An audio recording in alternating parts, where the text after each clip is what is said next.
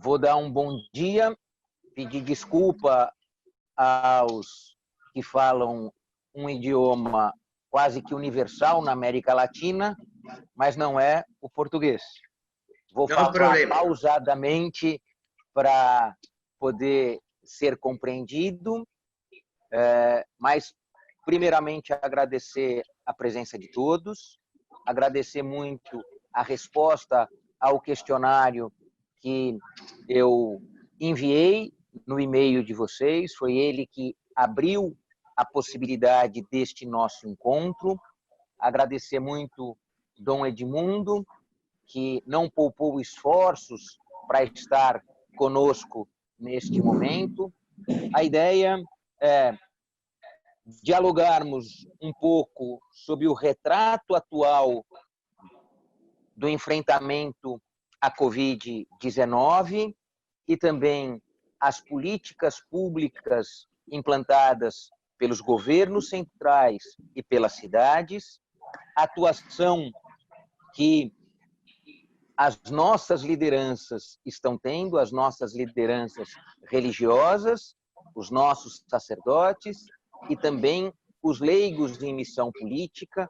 Então, trazer para este momento muito daquilo que debatemos e estudamos no encontro em Assunção no ano passado, tentar trocar experiências e boas práticas que realizamos até aqui, debater muito o processo de reabertura das atividades econômicas e uma questão que sempre nos pareceu fundamental e agora talvez seja mais fundamental ainda, como reduzir as desigualdades nas cidades, como reorientar políticas públicas que muitas vezes ampliavam as distâncias e não as reduziam, e como organizadamente a rede que nasceu do nosso encontro em Assunção pode ir produzindo, inclusive, documentos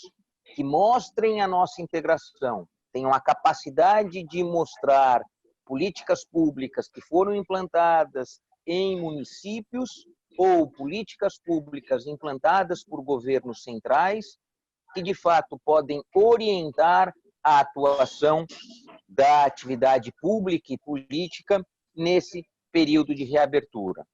Sem dúvida nenhuma, a atividade humanitária continua tendo um papel absolutamente preponderante no auxílio dos mais necessitados, e essa não abandonaremos nunca, mas as políticas públicas organizadas pelo Estado são fundamentais para, de fato, a sociedade enxergar a mão generosa e responsável da sociedade traduzida no poder público ali constituído. Então, essa é a abertura que eu gostaria de realizar.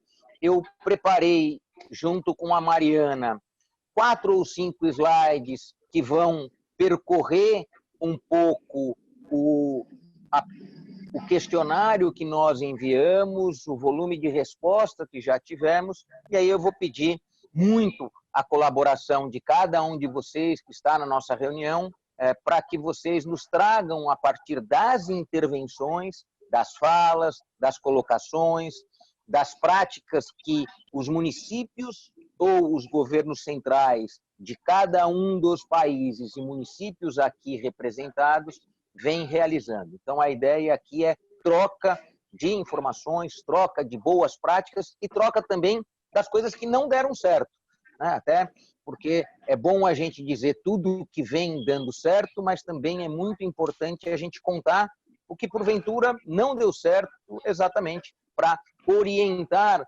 aqueles que estão um tempo atrás, né? A Covid, a contaminação não aconteceu simultaneamente no mundo inteiro, ela tem tempos distintos e, por isso, ela permite que algumas cidades, alguns estados e alguns países estejam em tempos diferenciados, o que permite, a partir de evidências, reorientar a nossa atividade. Então, essa é a ideia. A apresentação já está na tela. e ela nasce a partir de um ano atrás, quando realizamos um encontro em abril de 2019 em Assunção. Então, estamos completando um ano, estamos em período de festa, de aniversário. Esse foi o grupo que se reuniu, grupo grande, forte, com muita contribuição. Como eu falava para vocês, a ideia do questionário nasceu dessa inquietação que busca, primeiro, o retrato atual da Covid-19 nas cidades que temos atuação. Segundo, qual a forma que cada um de nós buscou atuar no enfrentamento local da pandemia. Terceiro, qual a experiência bem-sucedida em sua cidade de atuação pode, neste momento, merecer ser conhecida e compartilhada com outros, em especial no atendimento à população mais vulnerável. Em seguida, qual a experiência que consumiram esforços significativos e não mostraram eficiência, tanto as coisas boas como as coisas que não renderam resultado, e até esse momento, qual o maior aprendizado que, porventura, a gente possa identificar a partir da pandemia e dos seus desdobramentos. Nós enviamos 60 questionários e já tivemos 1/3 praticamente de respostas. Respostas vindas da Argentina, respostas vindas do Brasil, respostas vindas do Chile, do Uruguai e do Paraguai. Passo aqui um pouquinho do que foi destaque nas respostas já dadas. O controle interno, seja ele entre estados e municípios, não foi eficaz. O isolamento social para a população mais vulnerável também não alcançou o êxito imaginado.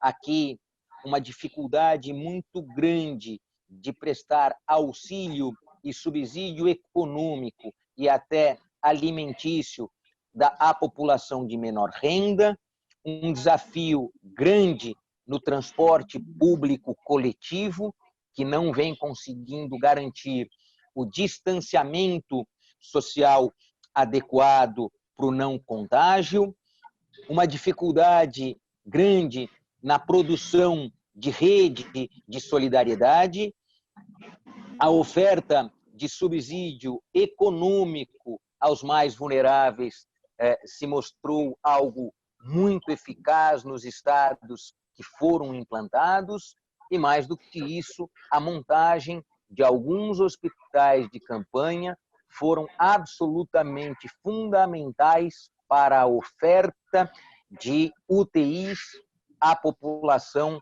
que se contagiou. A ideia era começar com esta visão, mostrando uma relação, e fecho com isso, por conta dos números que apontam certa eficiência e ineficiência. No caso aqui, os números do Brasil, com 772 mil casos confirmados, 39.680 mortes e, infelizmente, um conflito grande entre o governo nacional, as províncias e os municípios. No Paraguai, é verdade que países com escalas e dimensões distintas, 1.102 casos, 11 mortes, a última morte há praticamente um mês, no dia 13/5, e 2 meses de lockdown, portanto, um alinhamento do governo nacional com os municípios.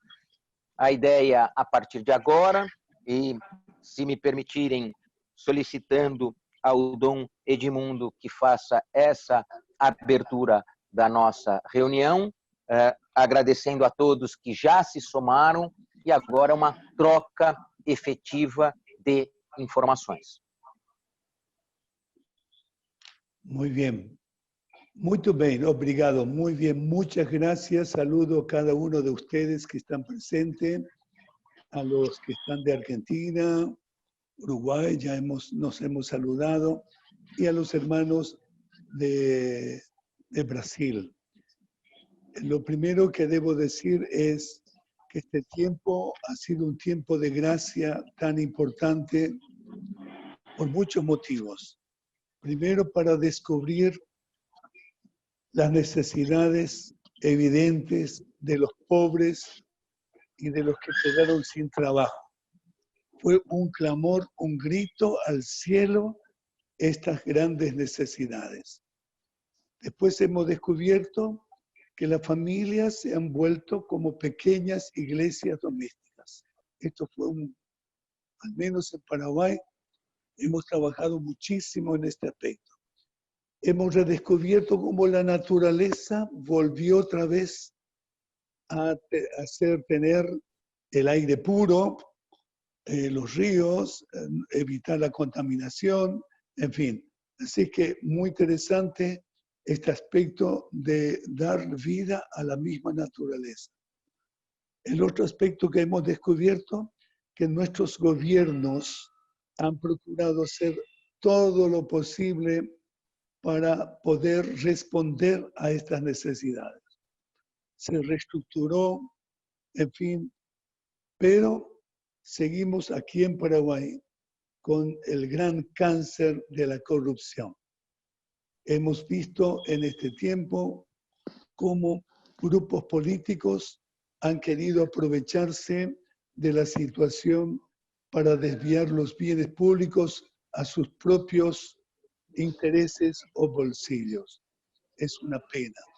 Además, hemos podido constatar en Paraguay un gran deseo de la reforma del Estado, porque se ve que el Estado en cuanto tal lleva muchísimo dinero, prácticamente de todo, casi el 80% de los gastos del país para mantener salarios del Estado. Así que, y hemos visto también que este deseo de la reforma del Estado es simplemente una pantalla que no... Eso. Deixa eu só pedir para o Alfredo fechar o microfone. Ah, perdón. Sí, perdón. Obrigado, Alfredo.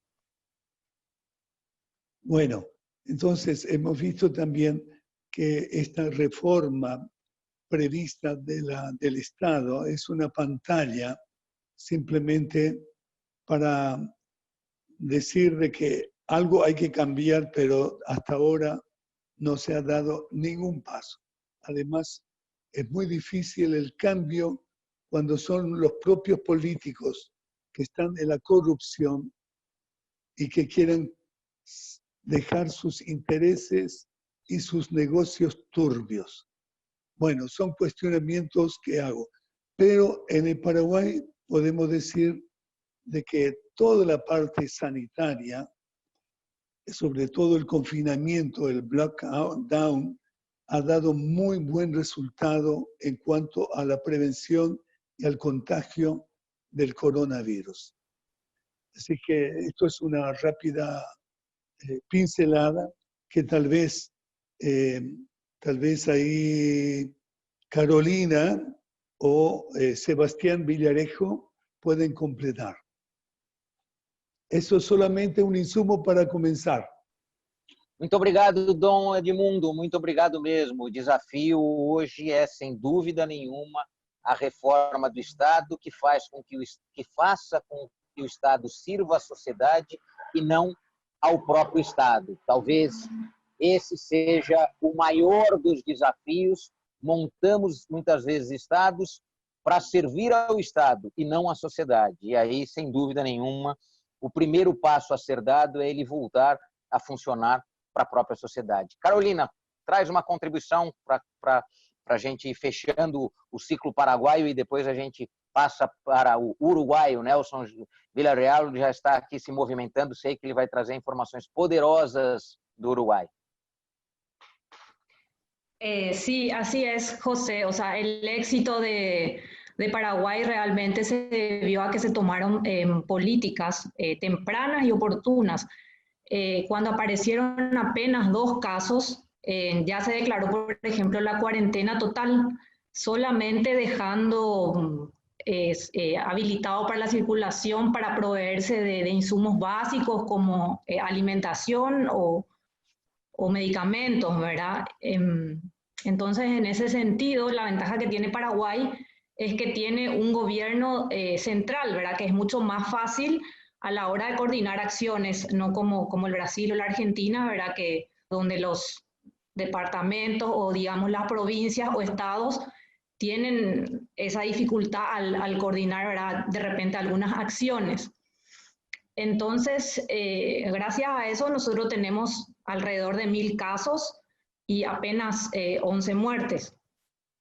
En relación a la corrupción, sí es algo que no es de ahora, sino que viene de hace un tiempo y bueno, en ese sentido, por ejemplo, el gobierno actual está tratando de luchar contra este mal y si bien, por un lado, las políticas de sanidad fueron acertadas, existe la otra pata, que es la parte administrativa, que tuvo algunos inconvenientes, ¿verdad? Entonces, y ahora todas las personas que estuvieron involucradas en actos de corrupción están siendo sumariadas y viendo en qué termina ese desenlace, ¿verdad? Pero bueno, digamos que por un lado tenemos la parte acertada de las medidas sanitarias, y por otro lado tenemos que ir luchando, digamos, contra este mal que acecha al país hace unos cuantos años.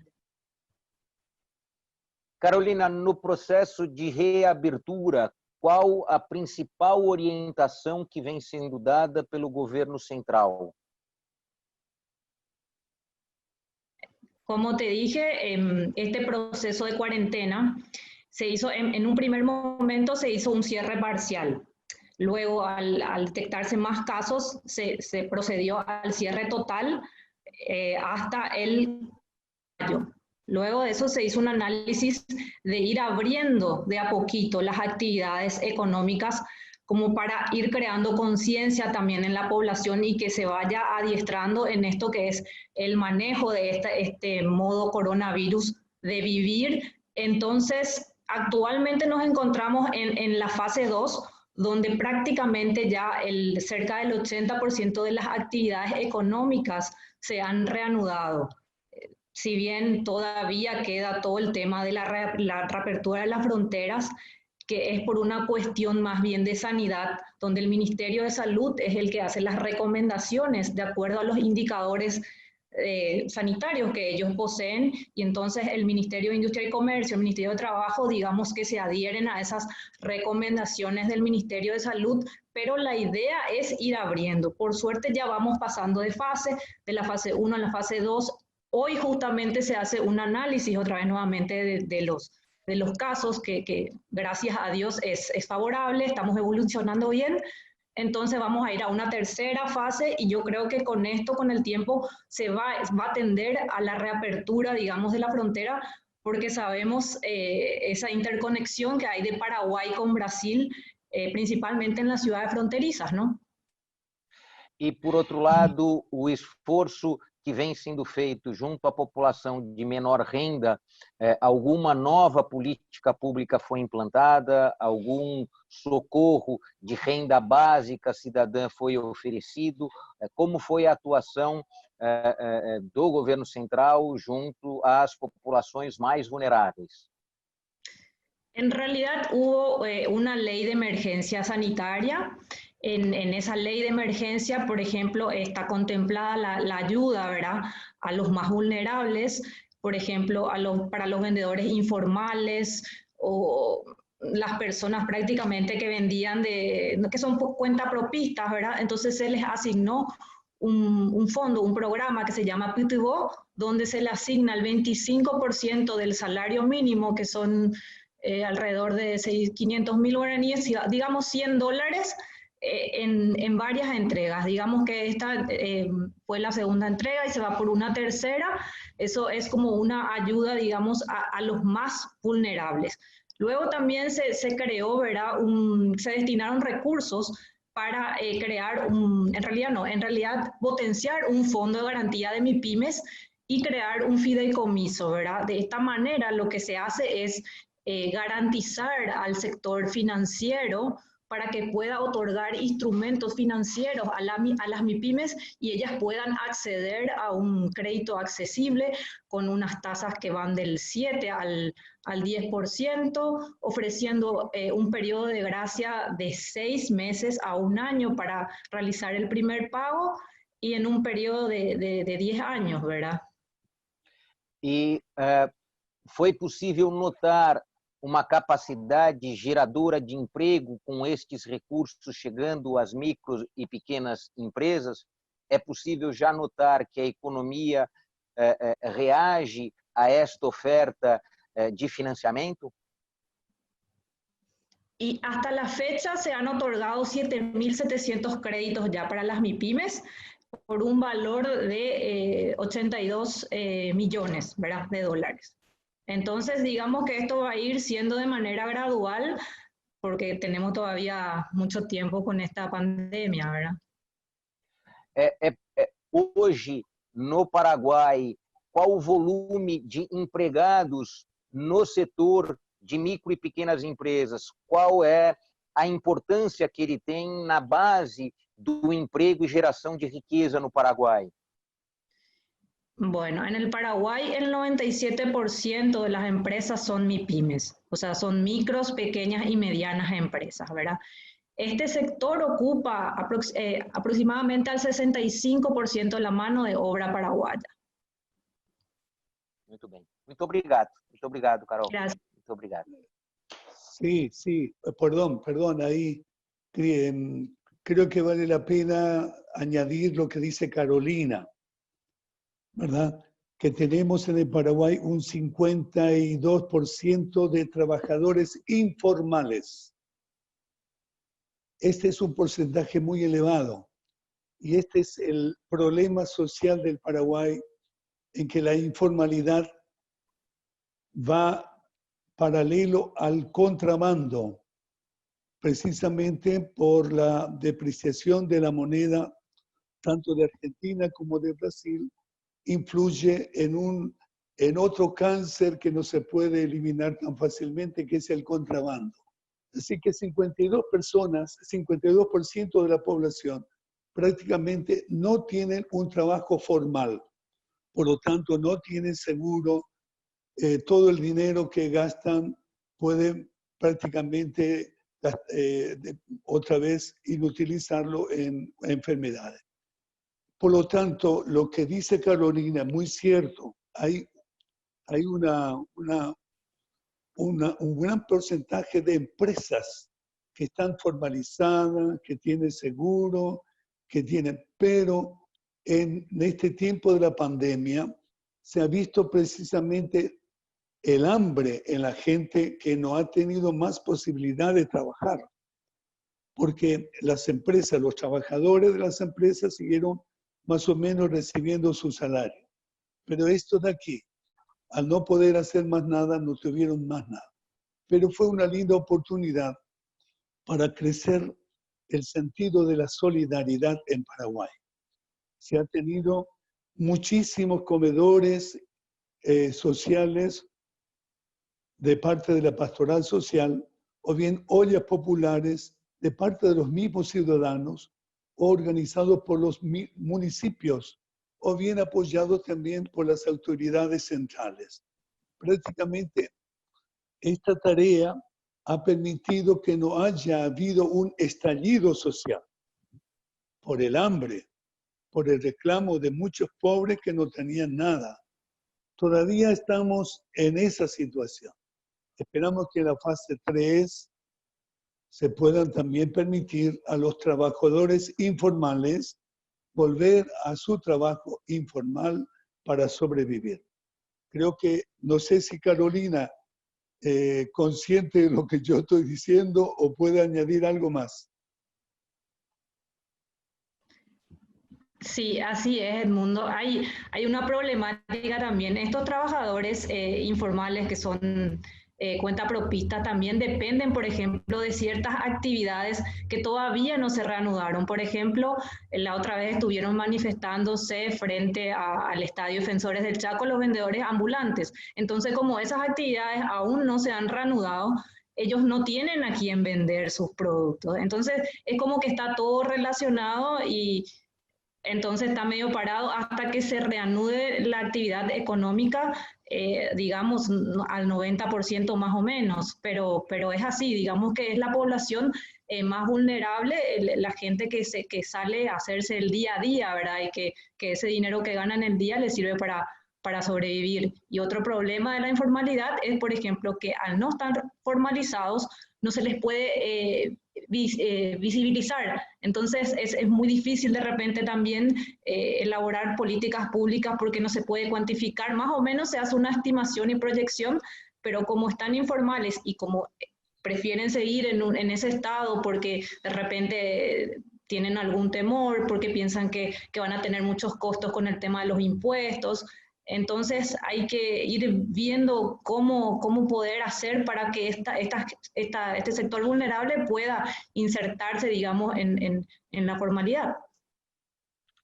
A informação trazida por Dom Edmundo, ela é fundamental porque ela aponta algo muito similar ao Brasil. O Brasil tem também hoje, na informalidade, mais de 30% da nossa população economicamente ativa. Parte dela abandonou a busca pelo emprego formal e aceitou uma condição sem nenhuma seguridade social. Então, muitas vezes é um trabalhador que passou 3, 4, 5 anos procurando um emprego, não encontrou este emprego e deixa de ir atrás do emprego. Então, quando você faz os cálculos, se ele é um desempregado, não, ele deixou de ser um desempregado para ser um informal. Então, você mudou, inclusive, a classificação. Ele deixou de ser um trabalhador desempregado. Então, quando você tem o cálculo, qual o volume de desempregados? São 13%, 14%. Mas aí você tem que olhar para os trabalhadores informais, porque senão você não tem o retrato fiel da sociedade, né? Aqui no Brasil, nós temos já há mais de 5 anos o microempreendedor individual. É a menor modalidade para a formalização deste trabalhador autônomo, né? Ele tem um custo mensal para ter a sua pequena seguridade de próximo de R$50, né? Próximos de 10 a 11 dólares por mês para ter uma proteção mínima do ponto de vista social oferecida pelo Estado. Cresceu muito no Brasil o microempreendedor individual. Mas para não concentrar só no Brasil e no Paraguai, eu vou chamar o Nelson para nos trazer um pouquinho do Uruguai, trazer um pouco dos desafios que o Uruguai vem também enfrentando à luz sempre da doutrina social e, portanto, como a gente não só estende a mão, mas quando a gente dá oportunidades e autonomia para a população que mais precisa. Bueno, José Pólice, un gusto, una alegría, gracias por la invitación. Quiero aclarar dos cosas. Yo ya no soy más secretario de Derechos Humanos de la Presidencia, he vuelto a la vida académica. Estoy en la dirección de OBSUR, que es un centro de investigación y documental pastoral. Por otro lado, bueno, una gran alegría encontrar aquí a don Valenzuela, a Mirillo, que nos conocemos, a Alfredo de Argentina, bueno, a otras y otros que están y que la verdad que cuando recibí la carta no tomé en cuenta y pido disculpas porque la dinámica que tuve me impidió llenar el formulario al cual me comprometo a dar más elementos sistemáticos. Pero sí los voy a ordenar. Yo a José lo invité, que nosotros hicimos un diálogo global donde participó, bueno, de Brasil Mirillo, participaron de Argentina, de Chile, México, España, Marruecos, Jordania e Israel, tratando de abordar la temática y lo quiero compartir después porque me parece que les puede ser de insumo. Bien, el caso de Uruguay. Uruguay tiene determinadas particularidades que nos han garantizado de que el tema de la pandemia en este momento esté en una meseta, digamos, ¿no? Fruto de un conjunto de factores que voy a decir. A ver si puedo poner una foto aquí. Bueno, no me va a dar, estoy en el celular. Lo primero es que Uruguay tiene en este momento 23 personas fallecidas. La pandemia no ha tenido el impacto en mortandad ni tampoco en afección.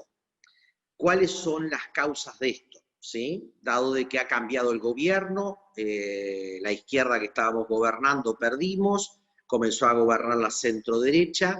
Uruguay tiene una tradición en el sistema político de colaboración. Y la primera cosa que quiero decir es que, a pesar de que yo estoy en la oposición, lo que puedo destacar es que ha habido una gran colaboración entre el gobierno nacional y la oposición, más allá de los conflictos que luego voy a decir de cuáles son los límites. Queda claro que Uruguay el 12 de marzo tomó la decisión, igual que Paraguay, de clausurar todas las actividades y por tanto lo que nosotros decimos es que habían capacidades instaladas que durante 15 años los gobiernos de izquierda generaron un Estado social que tiene 100 años, ¿sí? Es decir, que tiene un sistema de salud universal, de educación, inclusión digital, tiene una estructura social que permite amortiguar, y hubieron buenas decisiones del gobierno apoyadas en la idea de lo que se llama la voluntad ciudadana, es decir, no la imposición, ¿sí? Eso implicó que se diera que las decisiones que tomó el gobierno, las capacidades institucionales instaladas, el compromiso ciudadano, también la Iglesia en esto colaboró mucho, más allá que ustedes saben que en Uruguay la Iglesia no tiene un peso, la Iglesia católica, importante, pero sí ha colaborado, y después voy a ver en los temas de solidaridad. Por tanto, nos encontramos ante un hecho de que la situación permitió en esta mecánica hacer que no tuviéramos en la pandemia, porque si uno compara, ¿no?, países con buenas capacidades instaladas como España e Italia, las masacres que tuvieron, o lo que nosotros vemos de Brasil, que es un lío muy grande, es decir, o lo que pasa en México, o lo que pasa en Chile. Bueno, Uruguay en ese sentido tiene esta situación. Decisiones que tomó el gobierno con el apoyo de la oposición es que, bueno, Uruguay tiene el instituto de la institucionalidad del seguro de paro, es decir, todos los empleados tienen, todos los que tienen trabajo formal, pasaron por el seguro de paro. Hay 250.000 personas, que para Uruguay es un montón, somos 3 millones y pico, es decir, pasaron al seguro de paro. A nosotros nos asombró que el presidente de los shopping, el liberal, reivindicara la importancia en Uruguay de este tema. Por otro lado, la informalidad que se tomaba aquí. Uruguay bajó la informalidad del 59% al 23% en los últimos 15 años, pero ese 23% es el que se vio más afectado, que son 400.000 personas en Uruguay, y ahí es donde viene la discrepancia con las medidas del gobierno. El gobierno tomó decisiones que para nosotros son sumamente limitadas, es decir, decisiones que le transfieren $30 mensuales a las personas, se mantiene obviamente las canastas, ¿sí? Esas personas son las que han pasado a una situación de pobreza muy importante. Uruguay, que tenía a la fecha de febrero de este año un 8% de pobreza y un 0,4% de indigencia, probablemente cuando den las nuevas mediciones vamos a llegar a un 20% de pobreza y la indigencia va a subir al 4 o 5%.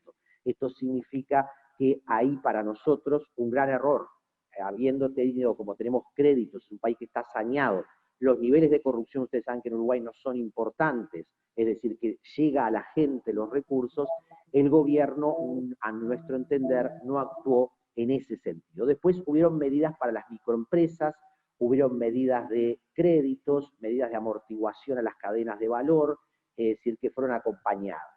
Las críticas que ha hecho el movimiento social, la intersocial, los sindicatos y la oposición es sobre todo la necesidad de instalar una renta básica de emergencia, tema que para nosotros es clave y lo estamos dialogando con la CEPAL y con la OIT, y estamos en una red de renta básica universal desde Uruguay, donde compartimos con varios latinoamericanos. Nos hacemos eco, y creo que vale la pena decirlo en este contexto, de la propuesta del Papa Francisco del salario universal, es decir, que no es una renta básica, pero sí que viene a atender de manera clara el tema de la informalidad, que en América Latina es tan estructural, ¿sí? Por tanto,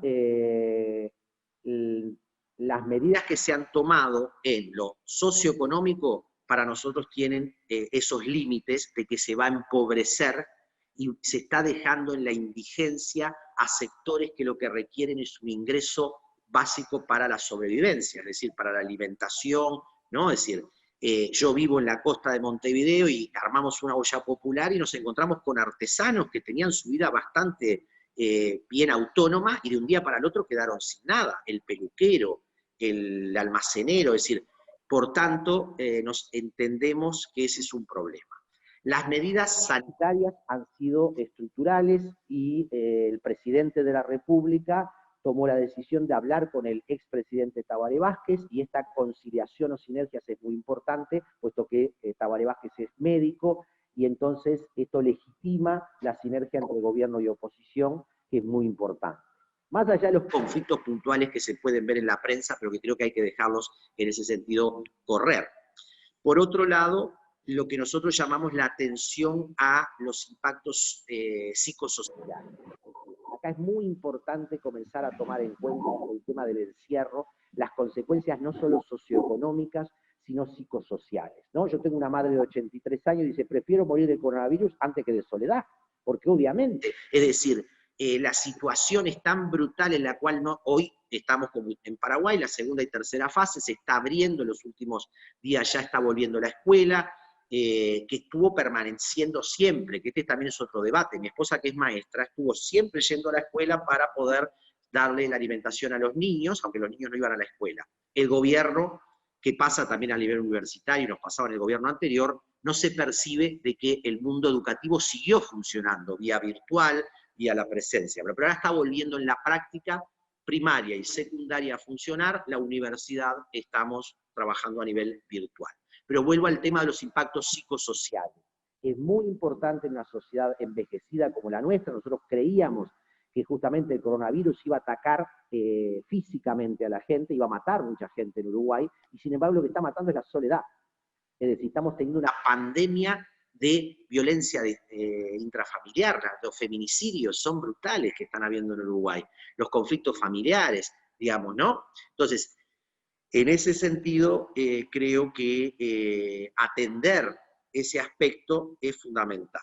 Luego viene el tema de cómo se repiensa el Estado social, es decir, que no hayan solamente medidas puntuales o una solidaridad ligada a individuos y grupos, que es fundamental. No se sustituye la actitud personal, grupal, y ahí el tema de las comunidades cristianas están siendo fundamentales. Ahora bien, si no hay una responsabilidad estructural del Estado, y yo estoy hablando desde un país donde hay una estructura social muy importante, pero en los 5 pilares que nosotros llamamos de la protección social, Uruguay tiene el primer pilar, que es la salud universalizada y gratuita, el pilar de la educación universal y gratuita, el pilar de la vivienda, que tiene la dificultad en Uruguay que, al no ser un derecho obligatorio, tenemos un 8% de la población sin vivienda, pero que está de alguna manera estructurándose. El cuarto pilar, que fue el que se estructuró en el gobierno anterior, que es el Sistema Nacional de Cuidados. Esto es muy importante,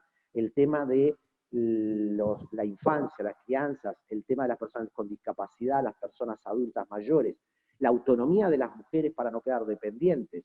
El Sistema Nacional de Cuidados ha sido un cuarto pilar. Nosotros hablamos de la necesidad de ese quinto pilar de protección social, que es el ingreso ciudadano que hay que instalar a través de la renta básica, que sé que Brasil lo votó jurídicamente, pero no sé cómo lo va a implementar, pero que evidentemente permitiría resolver el impacto brutal que vamos a tener en los próximos meses de agudización de la pobreza. Y entiendo que hay sociedades en América Latina que han coexistido y convivido con la informalidad, la pobreza, la exclusión, ¿sí? En grandes mayorías. No es el caso de Uruguay, entonces a Uruguay le va a ser muy fuerte el impacto que se va a producir, porque en los próximos meses el pasaje de un 8 a un 20% de pobreza va a generar grandes problemas, puesto de que la población está muy concentrada en el área metropolitana. No sé, José Poli, si tenés alguna pregunta para no extenderme. Sim, ia perguntar duas questões que me parecem fundamentais, sem dúvida nenhuma. A base da proteção social, ela é clara, o Papa Francisco bem orientou no salário universal, o Brasil tem uma experiência no debate muito intensa, na aplicação ainda pouco eficiente. Mas eu gostaria de explorar a questão da vivenda. O que a gente sentiu aqui no Brasil é que o período de confinamento exigiu casa, exigiu vivenda como a fortaleza que nos protege. Se tem algo que mostrou uma ponta absolutamente exposta na nossa sociedade, são as habitações precárias, as habitações que não oferecem o mínimo de saudabilidade, o mínimo de condições de acolher uma família. Então, se uma ponta deste processo ficou exposta, é a ponta da oferta de habitação com qualidade. O que, nesses 15 anos da gestão socialista no Uruguai, foi possível notar como políticas públicas que saem daquele ambiente histórico de ser proprietário para uma oferta de habitação, né? Aqui tentando encontrar regras ou políticas públicas que ofereçam moradia com qualidade e não necessariamente a propriedade da casa, a propriedade da vivenda, o que traz para a gente um pouquinho de quais as experiências que podem ser usadas na saída desse período de pandemia. Bien, a ver, para contarles, Uruguay tiene una historia del acceso a la vivienda a través de tres ejes. Uno que es el acceso privado, el que tiene capital y compra, el cooperativismo, que ha sido muy importante. Hay 400.000 uruguayos que están en cooperativas. Yo fui cooperativista de vivienda en algún tiempo y eso ha resuelto muchos temas. Y la tercera son las políticas que ha desarrollado el gobierno o los gobiernos en torno a la regularización de asentamientos y la facilitación de préstamos para la construcción. Sí, tú traías, es un tema fundamental, Uruguay tiene una idea muy propietarista de la vivienda, es decir, hay que salirse de la idea de que hay que tener propiedad, lo que hay que tener es vivienda en hábitat sustentables. ¿Por qué agrego esto? Es muy fundamental. Hoy el tema del confinamiento tiene un problema de marginalidad y exclusión en los sectores que no tienen una vivienda adecuada. Pero ¿qué está pasando en los sectores medios? Yo les cuento la realidad con el otro docente que damos clase. Él vive en Montevideo en un apartamento de 4 dormitorios de clase media acomodada. Quiere matar a los hijos porque este confinamiento lo está... Yo vivo hacia las afueras donde tengo un fondo importante donde planto y tengo una huerta. Económicamente yo tengo menos recursos que él. Entonces el tema vivienda y hábitat sustentable tiene que venir como un tema clave como respuesta a esto del coronavirus, que es superar exclusión, superar viviendas indignas, ¿sí? Promover entonces formas de vivienda sustentable, ambientalmente sustentables, que integren a la comunidad desde otro lugar. ¿Por qué? No basta simplemente el hecho de crear habitación, como las políticas de vivienda aisladas que han habido muchas veces. La izquierda había progresado mucho en esta idea de la vivienda en ámbitos ambientalmente sustentables. Acá también hay que recordar la Laudato Si, hay que recordar los compromisos fundamentales que el Papa Francisco ha planteado. Uruguay tiene instrumentos, pero tiene un conflicto fuerte con esta idea de propiedad. Y quizás hoy la movilidad urbana, la movilidad y el coronavirus está trayendo otras realidades, reclaman de fortalecer propiedad comunitaria, propiedad de habitación sin necesariamente ser propietario directo, pero sí de resolución de espacios habitacionales dignos, ¿sí? Porque el confinamiento, no cabe la menor duda, que en Uruguay trajo impactos muy complejos en los sectores marginalizados y en los sectores medios acomodados con espacios que, como hablamos con este profesor, se compró un apartamento de $300.000 en la costa de Montevideo y hoy se quiere matar, ¿sí? ¿Por qué? Porque en realidad el espacio vital no le es viable. Entonces, agregar el tema ambiental sustentable al tema de la habitación, pero no como un tema, digamos, de gusto, sino de calidad de vida, al cual debe estar muy atado en la resolución a los sectores excluidos que no tienen vivienda. En Uruguay no nos podemos permitir, y yo reconozco, no pudimos resolver, tenemos 290.000 personas que no tienen una vivienda digna, en un país que realmente tiene 100.000 viviendas vacías. 100.000 viviendas vacías tiene Uruguay de especuladores inmobiliarios. Muita casa... Não, responde. É muita casa vazia para muito povo sem casa. Alfredo, traz um pouquinho também as reflexões da Argentina. Muito obrigado pela presença, obrigado pelo carinho e por estar conosco. Perdón, José Polis, una cosa puntual. Yo en 20 minutos me tengo que retirar porque falleció el abuelo de mi esposa y hay una pequeña celebración. Voy a mandar los materiales que comprometí. Me quedo 20 minutos más. Después escucharé. ¿Me escuchan? Sí, Alfredo, muito obrigado. Gracias por la invitación.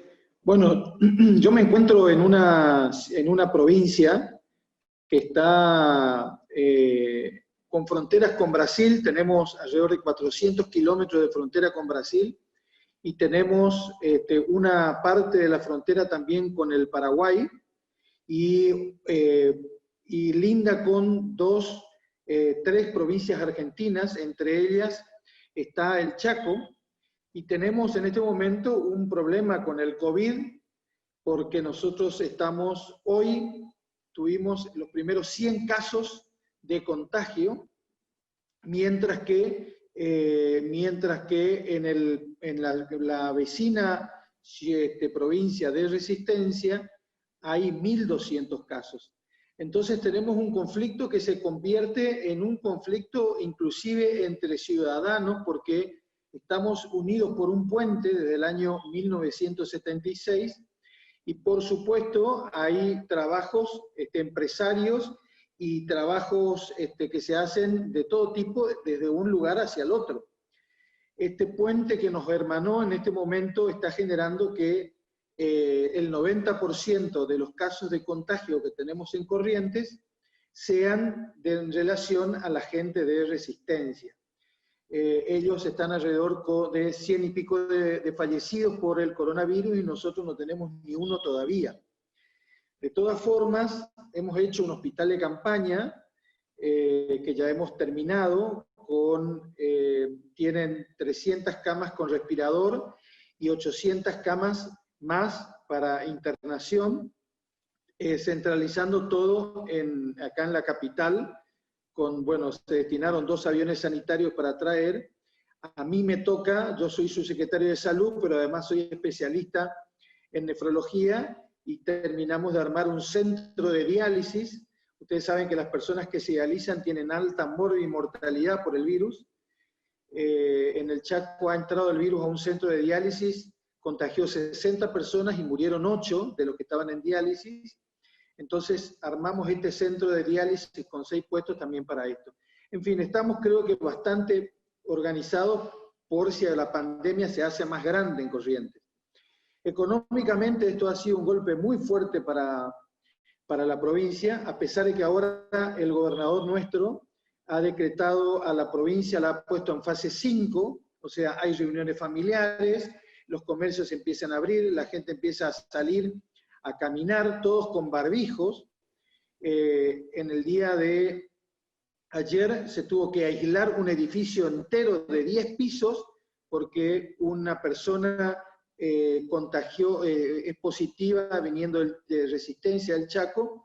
Bueno, estas medidas que son un poco antipolíticas, te diría, yo les quiero recalcar porque se ha armado un comité de crisis que es exclusivamente desde el punto de vista sanitario. No hay ni un político en el comité de crisis.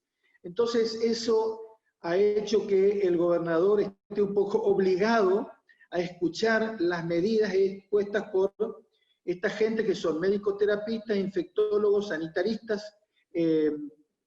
Yo fui 10 años director del hospital de cabecera de la provincia de Corrientes, está ahí en el comité también, y bueno, y tiene bastante afinidad con el grupo para poder escucharnos y de cierta manera poder utilizar las recomendaciones que nosotros le brindamos. Se han aislado barrios enteros, o sea, conglomerados enteros que se han cerrado por la presencia de alguna persona que ha sido positiva, y esto ha hecho que haya mucha inquietud en la población, haya confrontaciones políticas, te diría, pero nos ha permitido estar con esta cantidad de personas que es menor a la que hay en otras provincias.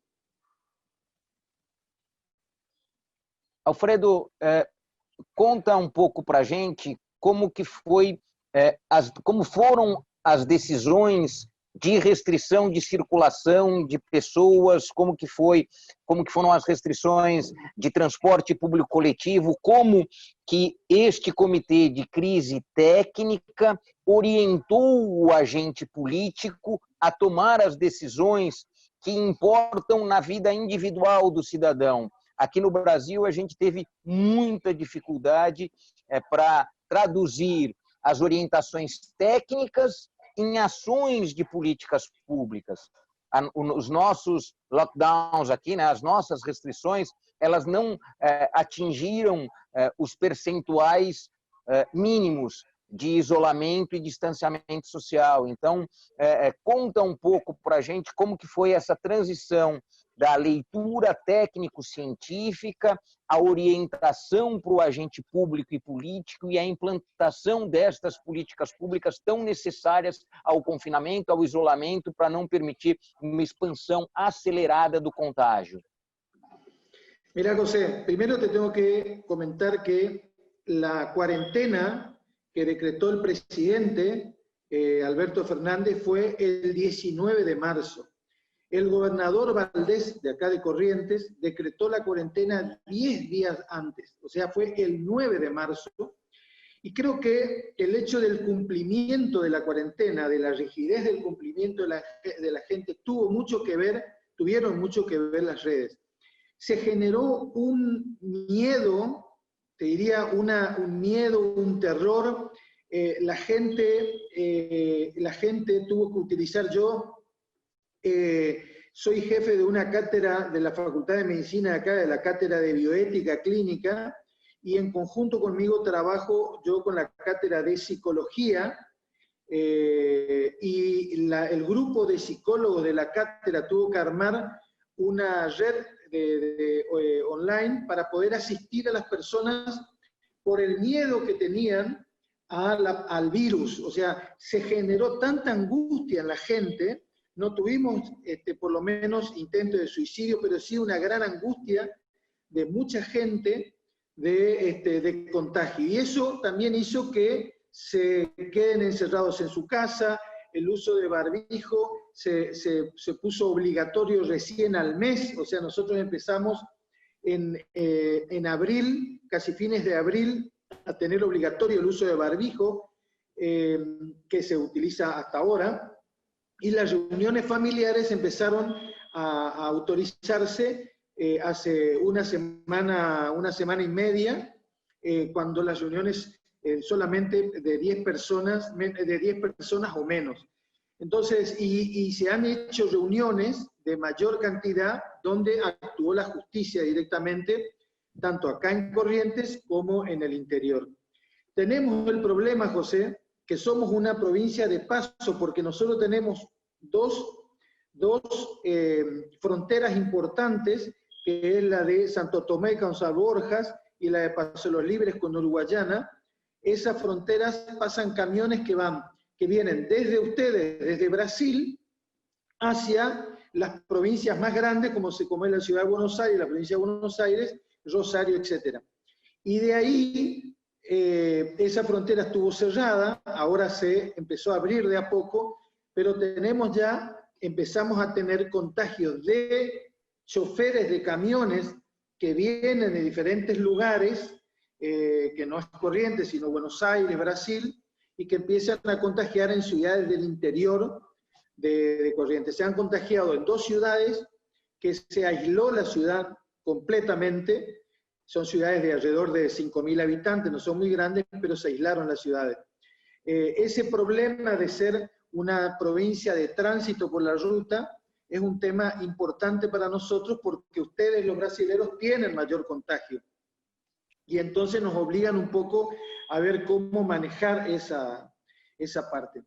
Yo te voy a dar una apreciación personal, que me parece que, yo insisto dentro del comité, pero me da la impresión que tenemos que hacer una cuestión mucho más intensa.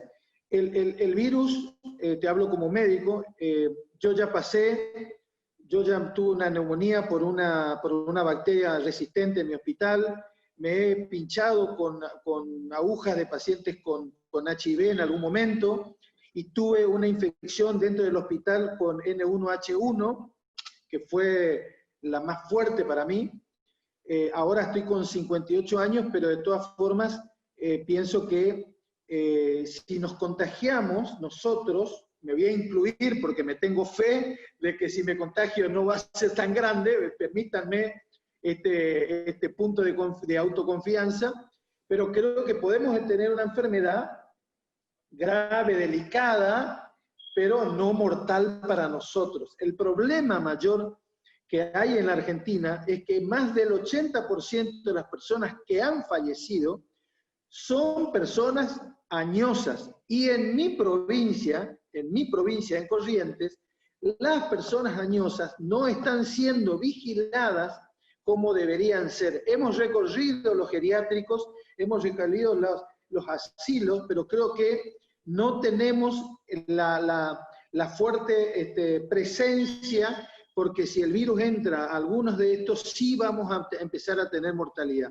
Les quiero aclarar, José, que hemos tenido una persona de 80 años, un preso, infectado, y que ha salido de la terapia hace 3 días haciéndole transfusiones de anticuerpos de personas que se han contagiado coronavirus y que se han recuperado, bueno, han donado el plasma y se han transfundido a esta persona y a otras más, pero esta persona de 80 años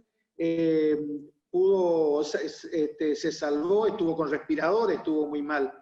Lo otro que tuvimos obligación de hacer, que no te dije al comienzo, no les comenté, es que tuvimos que armar un hospital de 40 camas para presidiarios, porque tuvimos este tema de que en 2 cárceles grandes se empezaron a contagiar, porque inclusive el contagio era voluntario, se pasaban saliva entre los presos para tratar de contagiarse, y de esa forma salir de las cárceles que no son buenas en Corrientes, no son buenas, y de esa forma iban al hospital donde tenían mayor comodidad, mejor alimentación, estaban un poco más liberados de esa situación. Entonces hemos puesto estas 40 camas con 10 respiradores en este lugar. Nosotros los correntinos el gobernador ha tomado la decisión de tomar un proyecto de la Universidad de Rosario de la fabricación de respiradores, y ha tomado, a pesar de que no está autorizado por el Ente Nacional de Regulación de de aparatología y medicamentos del ANMAT, pero se han fabricado acá en Corrientes 100 respiradores. O sea que nosotros tenemos alrededor de 400, y de esos 400, 100 respiradores son de esta fábrica que, bueno, nos permite armar a pesar de no estar autorizado, pero como hay una cuestión legal que da pie a que Corrientes pueda fabricar, hemos tenido crítica a nivel nacional del ministro, pero bueno, contamos con esta cantidad de respiradores para poder saldar esto, una cosa que ayudó mucho porque la fábrica de respiradores era externa y bueno, y no podíamos contar, y estamos todos todavía en salud en la Argentina muy preocupados por el déficit de respiradores que estamos teniendo. De a poquito vamos juntando, pero nos ha ayudado mucho este tema de la fábrica que quería comentarle porque es algo un poco innovador, ¿no? Muito bem, muito obrigado pela informação. É muito interessante ter a capacidade de produção local dos respiradores. Eu posso dizer que aqui no Brasil a gente enfrenta até hoje uma dificuldade muito grande com a importação dos respiradores, em especial aqueles que vêm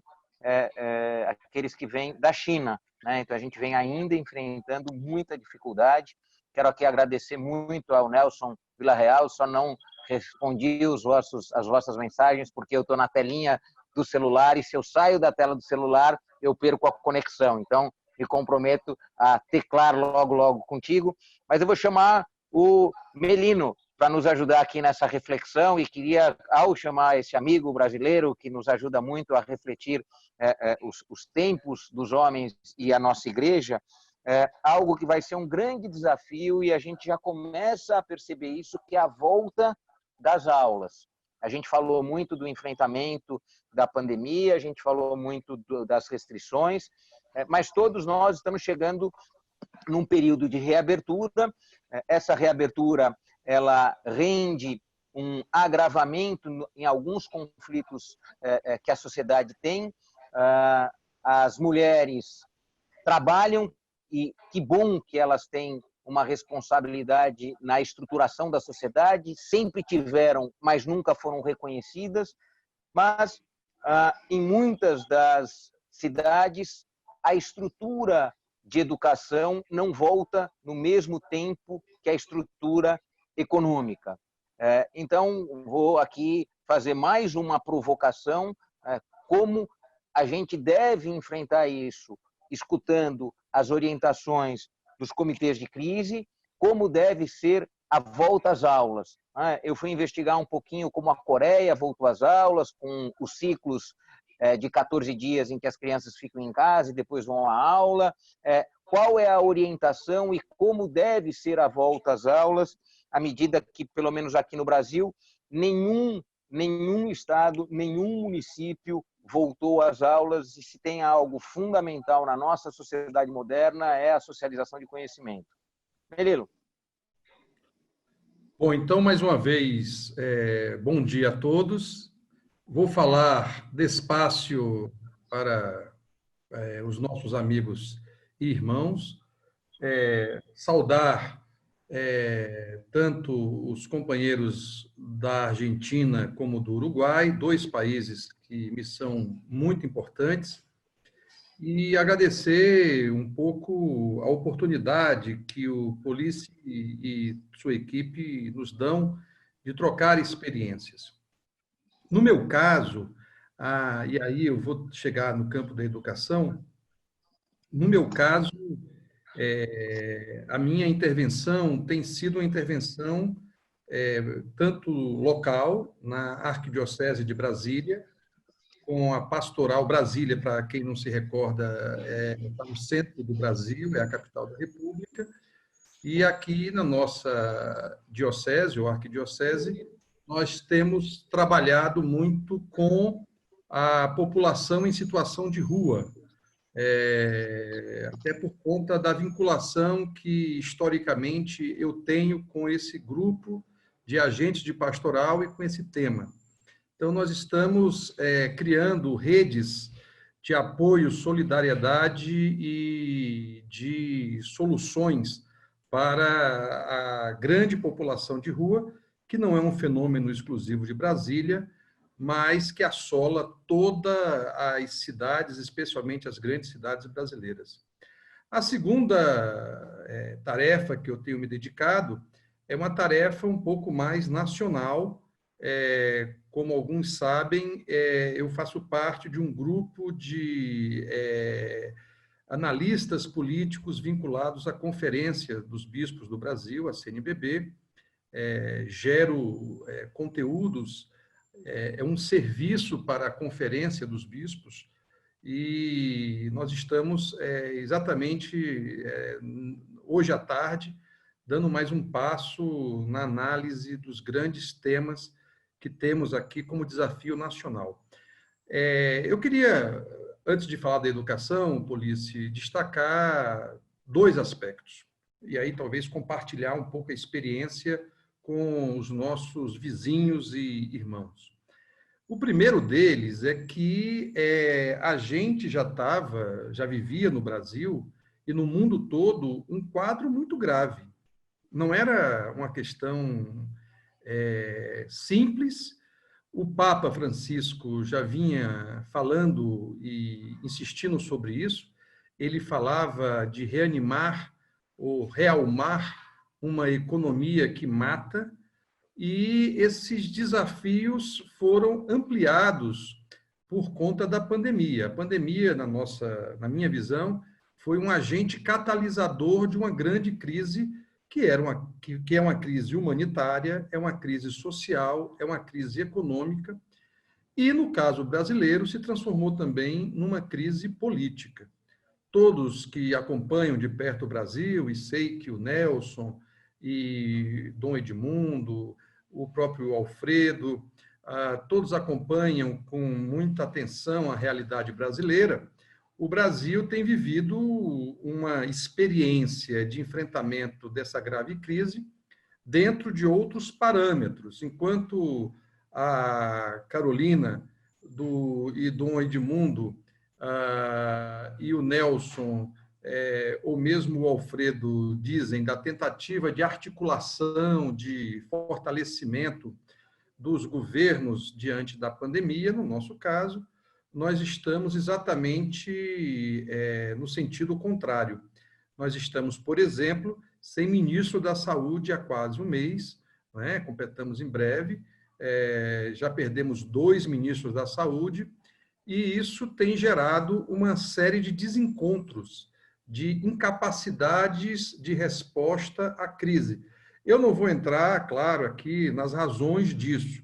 Eu vou fazer meramente o ponto que nós estamos como forma de enfrentar tamanha pandemia. O Brasil construiu, ao longo de 30 anos, um sistema único de saúde.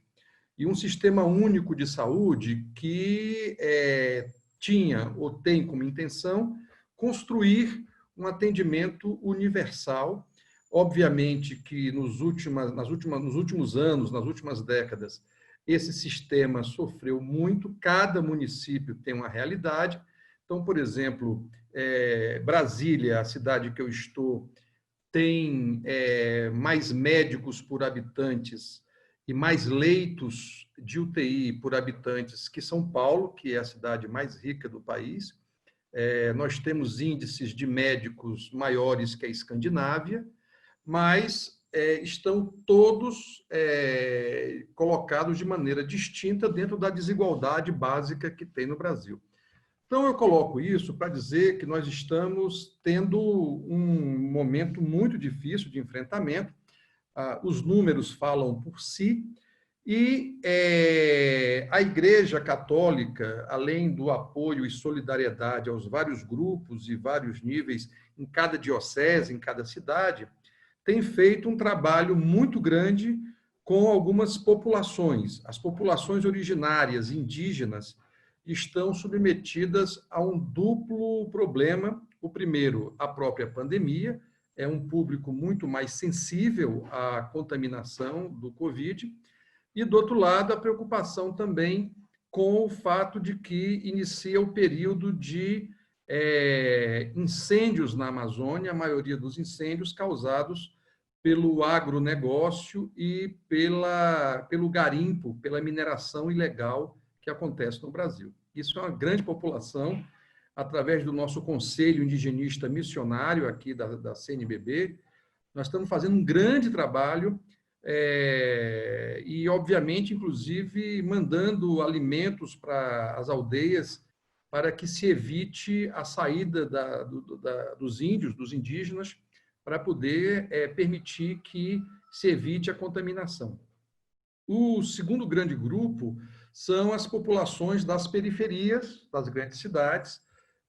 Claro que o pessoal de São Paulo vai falar por São Paulo, mas nós temos acompanhado nesse grupo da CNBB, que reúne gente do Nordeste, do Norte, do Sul do país, do Centro, do Sudeste.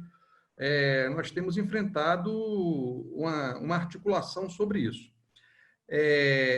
Eu queria destacar, no campo nacional, além do campo específico de cada cidade, um grande trabalho de articulação da sociedade civil e das forças, chamado de Pacto pela Vida e pelo Brasil, assinado, inclusive, pelo presidente da CNBB, Dom Valmor, que é uma tentativa de dar um sentido a esse momento que nós estamos vivendo e conclamar todos os brasileiros, independentemente de lado político e de opção religiosa, para garantir essa vida e, ao mesmo tempo, dar ao país algum tipo de tranquilidade, apesar das dificuldades. E esse Pacto pela Vida é um pacto que tem alguns itens. Primeiro, a defesa intransigente dos direitos civis e das instituições democráticas do país. O segundo é a implantação de uma política de renda básica, que no Brasil é lei, mas não tem nenhum tipo de consequência prática. Depois, o fortalecimento de cadeias produtivas, enfocando os pequenos e médios negócios através de uma política de apoio a estes empresários, que são, no caso brasileiro, a maior parte dos empregadores, não é? Depois, a universalização dos serviços públicos, como saúde, educação, saneamento e transporte público, como direitos e não apenas como serviços. E a ideia de implantação de uma tributação, porque vamos ter que pagar essas contas todas, que se produza sobre as grandes fortunas e o capitalismo financeiro. Isso é uma síntese que a gente tem colocado, e no caso da educação, eu também tenho a honra de assessorar a Comissão de Educação da Conferência dos Bispos, não é? Nós estamos vivenciando uma realidade muito difícil, porque 70% dos alunos da educação pública brasileira não têm acesso aos mecanismos tecnológicos, seja de equipamento, seja de internet, para poder aceder às tentativas corajosas, valiosas, dos vários níveis de educação pública no Brasil. Além desse problema da educação pública, a educação privada, ou a educação, por exemplo, das nossas escolas católicas, está submetida a esse descompasso entre municípios, Estado e União. Como disse o Police, nós estamos todos ainda sem retomada das aulas, mas há várias estratégias. Há a estratégia de suspender somente as aulas, há a estratégia de tentar fazer aulas remotas, virtuais, há a estratégia de dar férias, e hoje as escolas viraram as casas das pessoas, porque a grande parte das crianças e dos adolescentes estão aí, dos jovens, estão em casa tentando encontrar mecanismos. Há muita dificuldade dos pais, que não estavam, nem estão acostumados, nem preparados para ensinar, e essa questão do conhecimento, na minha avaliação, vai ter que ser relativizado muito no Brasil, exatamente por falta de qualquer tipo de política, seja, eu tenho acompanhado de perto algumas experiências de alguns estados brasileiros e tenho visto que nenhum deles conseguiu, de municípios, nenhum deles conseguiu enfrentar essa questão de uma maneira razoável. Estamos todos perdidos num mar de incertezas e de incapacidades estruturais mesmo, não é? Por exemplo, nós estamos arrecadando em Brasília computadores, tablets, celulares velhos para poder colocar na mão de alunos da periferia, estudantes da periferia da cidade. Isso é uma quantidade mínima, não é? Estamos usando as paróquias e as escolas católicas para ajudar nisso. Não temos conseguido um resultado positivo, é muito pequeno, porque temos até dificuldade logística. Brasília, para concluir, é uma cidade que, além de ser diferenciada, porque é uma cidade-estado, é um distrito federal, como um pouco Buenos Aires, como um pouco a Cidade do México, como um pouco como Washington, Brasília foi a primeira cidade e o primeiro estado da federação que decretou o isolamento social. Estamos retomando agora, apesar de haver locais, especialmente na periferia, que ainda estão em lockdown. A maior região de mais pobres aqui, que é Ceilândia, que tem cerca de 400 mil habitantes, ela está em lockdown nesse momento, apesar de que grande parte da cidade está voltando ao funcionamento. A previsão é que as escolas só voltem em julho aqui na cidade, mas com grandes dificuldades, grandes incertezas e, obviamente, nós estamos tentando oferecer como igreja a nossa solidariedade. Eu tenho também discutido muito projetos de lei com os parlamentares ligados à tradição católica aqui em Brasília, na Câmara Legislativa, que é um pouco uma Câmara de Vereadores misturada com uma Assembleia Legislativa, e temos conseguido algumas vitórias, muitas derrotas, porque ainda não conseguimos sequer encontrar um modelo de, por exemplo, solução das questões econômicas, apoio aos produtores. Tudo isso tem sido ainda muito incerto. De todo modo, eu digo sempre que para nós cristãos a esperança é a última que morre. E se morrer, ressuscita, ainda bem, né? Então, a gente está lutando muito e tenho certeza, Polícia, para concluir, que essa experiência, ou essa oportunidade de troca de experiências que você e sua equipe oferecem, são fundamentais para que a gente possa, não só no campo do Brasil, mas também nas experiências latino-americanas, do Cone Sul, como estamos aqui, não é? Aprender. Quisera nós termos como único problema a corrupção do mau uso das verbas públicas na compra de insumos de medicamentos. Queria que fosse esse o nosso único problema. Nós estamos indo para 40 mil mortes. Nós estamos perdendo, Dom Edmundo, parte de nossos idosos, essas bibliotecas vivas que estão indo embora por razões sanitárias, mas também por inconsequência política. É esse o nosso quadro. Agradecer muito a sabedoria e a reflexão muito sincera, verdadeira, que o Melilo nos traz, mas vou trazer números da cidade de São Paulo para reforçar esse trabalho que a gente ainda tem que fazer, e é um trabalho grande. Na cidade de São Paulo, a Covid é 10 vezes mais letal na periferia do que nas regiões estruturadas. Na cidade de São Paulo, o negro morre 70% mais quando é internado do que os brancos.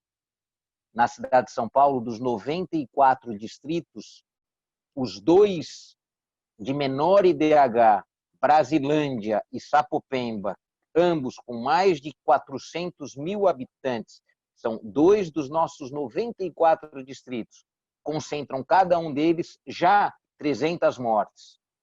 Então, são 2 de 94 distritos que já têm 300 mortes.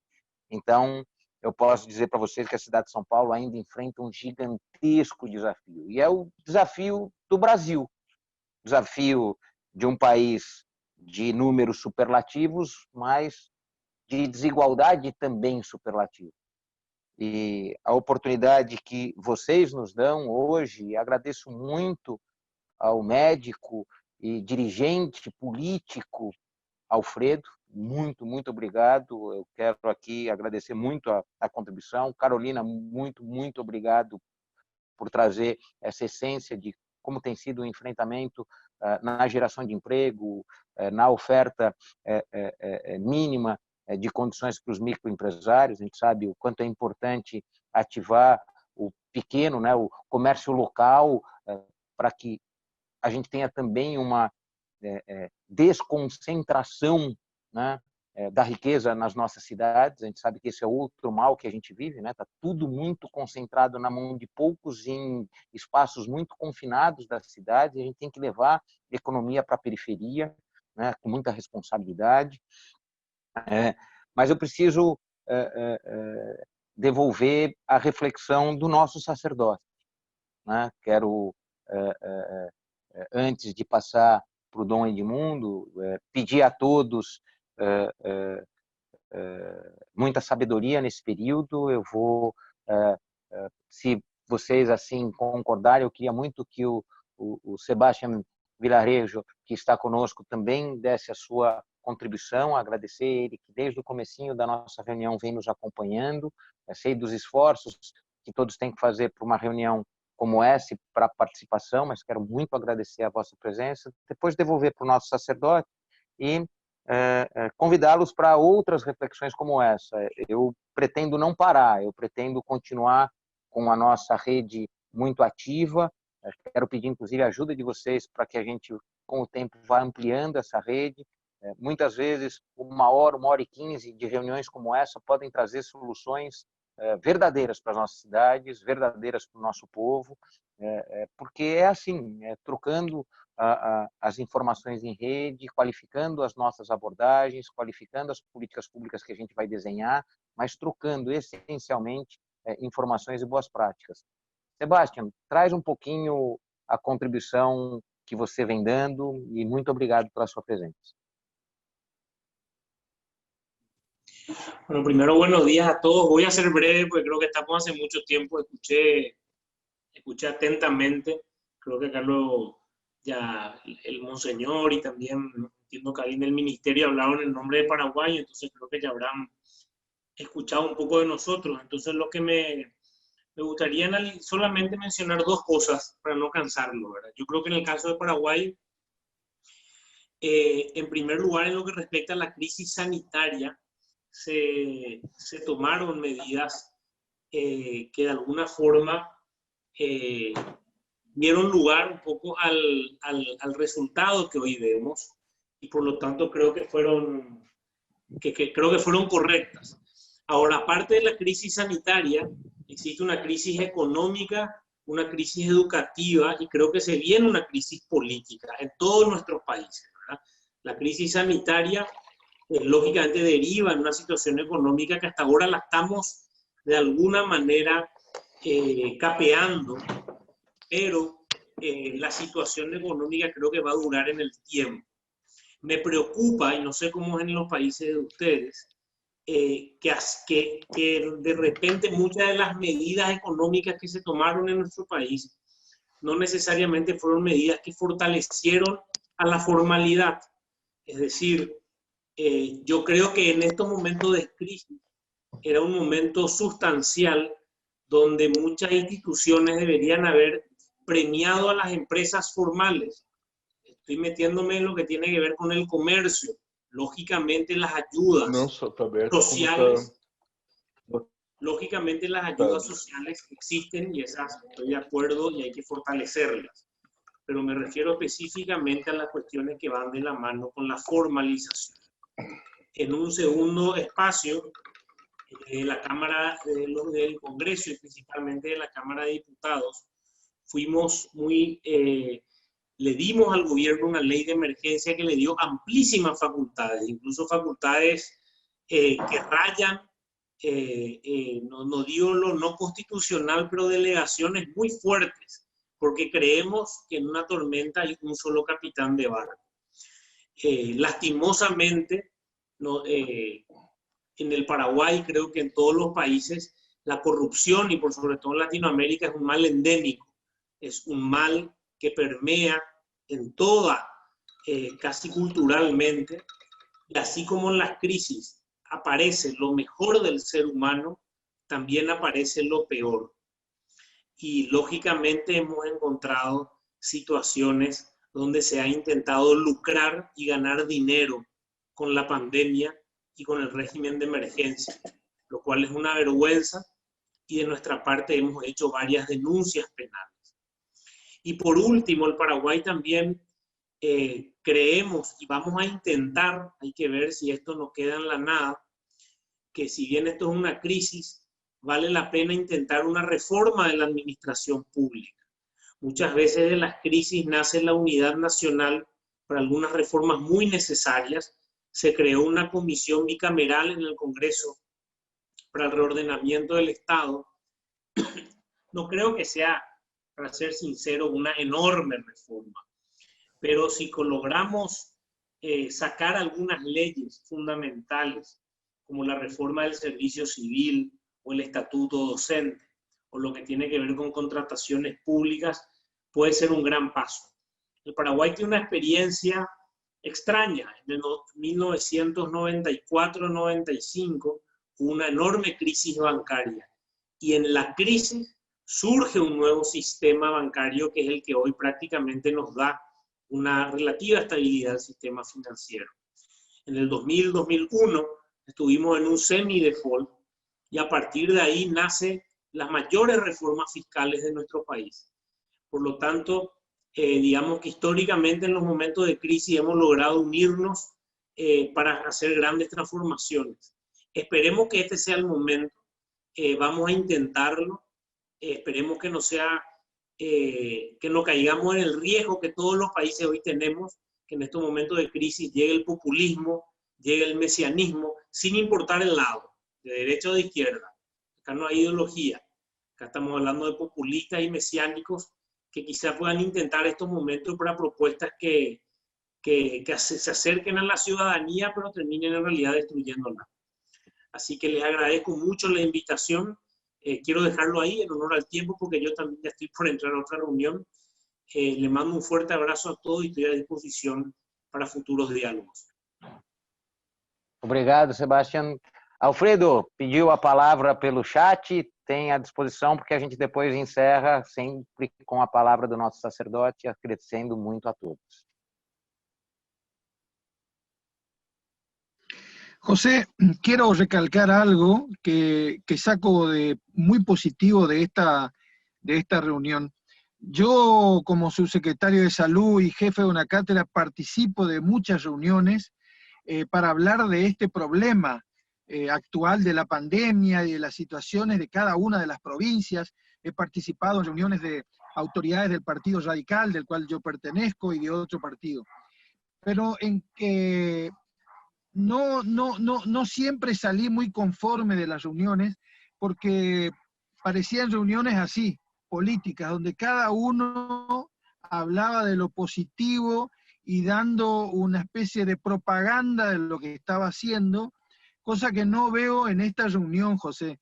Me parece que yo salgo enriquecido de poder escuchar la experiencia de otros ahora amigos míos, como ustedes, que hablan con el corazón, contando sus experiencias buenas y haciendo la crítica de las cosas malas, como he escuchado de la gente del Paraguay, que les mando un saludo cordial, de la gente del Uruguay también, y de ustedes, que nos han mostrado las cosas buenas y las cosas malas. Creo que rescato esta sinceridad de esta reunión, porque en las próximas reuniones quiero aprender de ustedes las cosas buenas y las cosas malas que están pasando. Coincido con el tema de la corrupción, porque es algo que también nos pasa muchísimo a nosotros, y creo que podemos hablar abiertamente en este grupo de estas cuestiones, a ver cómo podemos combatir eso. Esto quería decir y les mando un saludo cordial y muchas gracias, José. Eu que agradeço, Alfredo, e como falei, era para a gente fundamental encerrar com o nosso sacerdote, e agradecer a todos vocês. Melino, muito obrigado por essa reflexão primorosa que percorreu todos os campos da atuação que a gente deve ter. Cada uma das falas aqui enriqueceu muito, mas sem dúvida nenhuma no Brasil o nosso desafio ainda é gigantesco e ele ainda está neste ambiente de promover a sociedade a participar mais da vida social e política. Aqui a corrupção ainda é gigantesca porque o cidadão ainda não assumiu o papel protagonista que ele sempre teve e sempre deve ter. Aqui não bastam só as leis. Para um país das dimensões do Brasil, nós precisamos a lei e o povo. Sem o povo, não há lei para o exercício sagrado da democracia. E esse esforço, a Igreja Católica pode nos ajudar muito. Juntos podemos muito mais do que, supostamente, cada um puxando para um único lado. Então, quero agradecer muito, fiquei muito, mas muito feliz com todas as participações, mas mais do que isso, provocado a fazer mais. Essa vontade de servir mais, fazer mais e muito mais. Então, agradecer muito, muito, muito e entregar o final da nossa reunião a Dom Edmundo, que começou a reunião antes dela começar. Já estava aqui com a gente, operando a tecnologia para permitir uma participação tão profunda. Muito obrigado a todos. Dom Edmundo. Sí, muito obrigado. Muchas gracias. 3 palabras. Primero, agradecimiento por volvernos a encontrar y agradecimiento por esta iniciativa que debe continuar. Segundo, felicitaciones por todas las experiencias positivas de amar a nuestra gente, de estar al lado de los pobres, de acompañar a los que sufren. Somos el paño de lágrima y la iglesia es esa. La misión de la iglesia es estar al lado de los que sufren. Y creo que como nunca, tanto en Brasil, en Argentina, como en Paraguay, en Chile, en Uruguay, la iglesia ha sido siempre esa cercana a los que sufren. Y por último, este aprendizaje. Yo he aprendido muchísimo de ustedes. La experiencia enseña mucho y creo que vale la pena, como sugerencia, si es posible, hacer una síntesis escrita, una publicación escrita, o si no es en libros, al menos tenerlos en digital, de modo que podamos difundirlo también de mi parte a los otros obispos, a los otros sacerdotes y a los que estuvieron invitados, a los católicos que tienen cargo en el gobierno. Bueno, termino con una oración, si les ponemos, rezamos el Padre Nuestro, lo rezamos en castellano y en portugués. En el nombre del Padre, del Hijo y del Espíritu Santo. Amén. Padre nuestro que estás en el cielo, santificado sea tu nombre, venga a nosotros tu reino, hágase tu voluntad en la tierra como en el cielo. Danos hoy nuestro pan de cada día. Perdona nuestras ofensas, como también nosotros perdonamos a los que nos ofenden. No nos dejes caer en la tentación y líbranos del mal. El Señor esté con ustedes. Que este encuentro tan fructuoso de católicos con cargos políticos se pueda repetir y que todo el bien que podamos ir haciendo se multiplique por la gracia de Dios. Y la bendición de Dios Todopoderoso, del Padre, del Hijo y del Espíritu Santo, esteja convosco. Amém. Muito obrigado a todos e até breve encontro. Até breve encontro, brevíssimo. Tchau, tchau, tchau, tchau, tchau.